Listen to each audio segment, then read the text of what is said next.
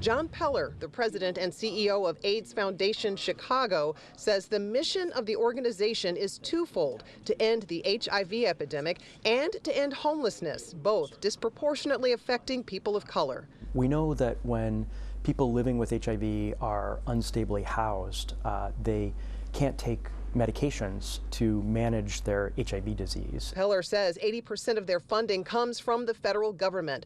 But Peller says, to the organization's alarm, they could not access those funds today. We went to check the portal that we access to download federal grants, kind of like going to your bank, and all of a sudden it said blocked. This comes after the Trump administration ordered all federal agencies to suspend any grants they suspect might conflict with President Trump's executive orders. A sweeping decision that could disrupt education and health care programs, housing assistance, disaster relief, and a host of other initiatives that depend on billions of federal dollars.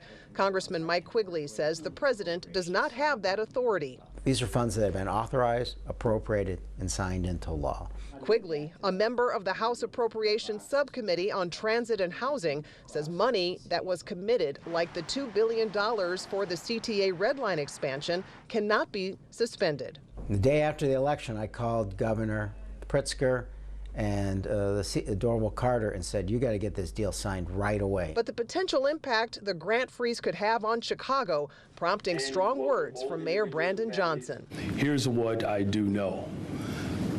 The federal government has a responsibility to ensure that every single resident across this country receives ample amount of investments to ensure vibrancy as well as the ability to pursue happiness under our Constitution.